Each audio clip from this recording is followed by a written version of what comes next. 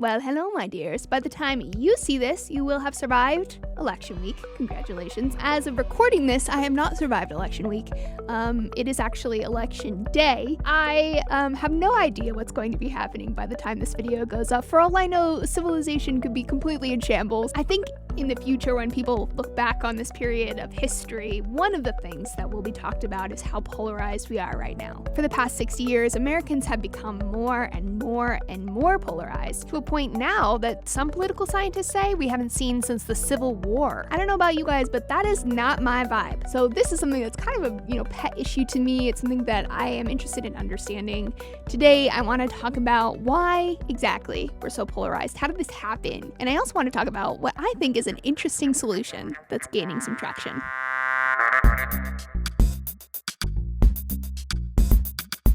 I recently learned that the founding fathers were terrified at the prospect of America having a two-party system. They warned against this very possibility over and over and over again, and yet, America. Lee Drutman, who is a political scientist, argues that part of the problem is we're stuck in a toxic cycle, a cycle that he calls the doom loop.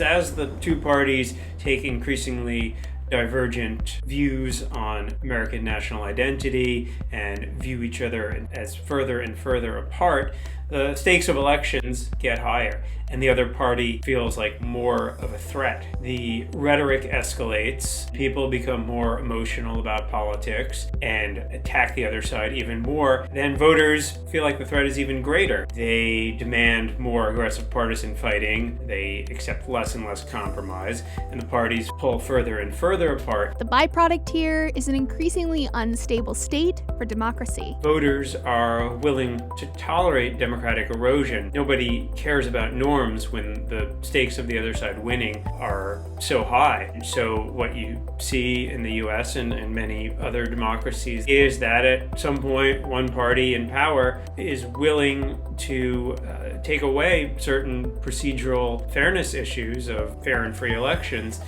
in order to ensure that the other side can't compete.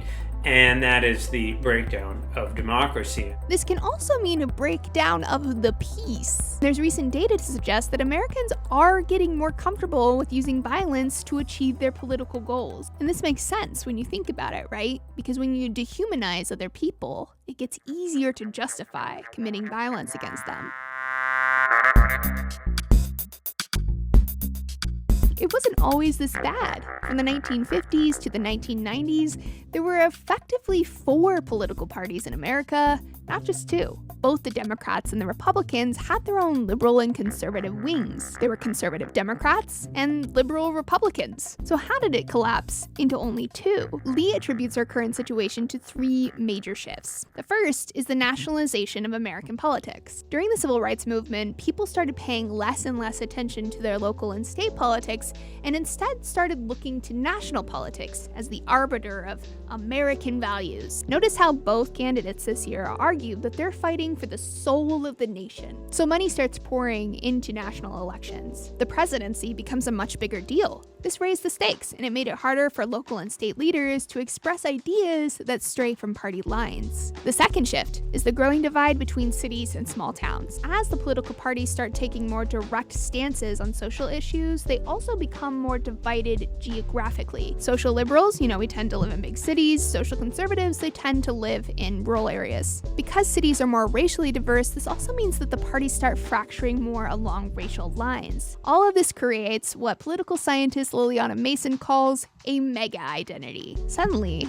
our political parties start standing for much more than they used to. It's who we are and where we come from. Fast forward to today, and 60 to 70% of Americans say that they see people from another party as an existential threat. The third shift we'll talk about is neck-and-neck elections. Since the 90s, the pendulum has swung, pretty predictably back and forth between Democrats and Republicans. This means that the allure of total power stays just out of reach. In theory, this should be, a moderating force between the parties. But in reality, it invites vitriolic, snaky sort of tactics in order to get short-term political gains, especially as more and more Americans and our leaders disregard the social norms of civility and respect.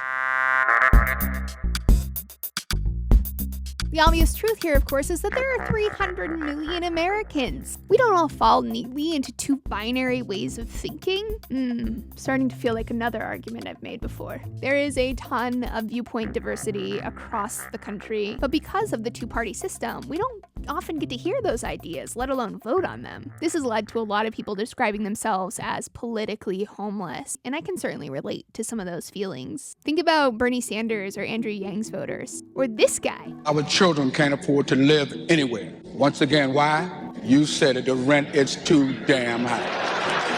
Where do these ideas go? To make matters worse, with no incentive to work together, we see more gridlock in Congress. That leaves more problems to the judicial branch, which raises the stakes of the Supreme Court. And it's especially weird to me that, people who say, hey, maybe we should try to work together, maybe we should compromise, earn themselves a 2-week Twitter pile-on. But wanting people with different values to work together is what healthy politics looks like. It doesn't mean we have to agree with each other. It doesn't even mean you have to see both sides. It just means that we acknowledge that, in a country this large, none of us can have exactly what we want. So we start with a conversation and we try to figure out how to make it work for as many people as possible. Cute, right? Yeah, that's probably not gonna happen. We're fucked.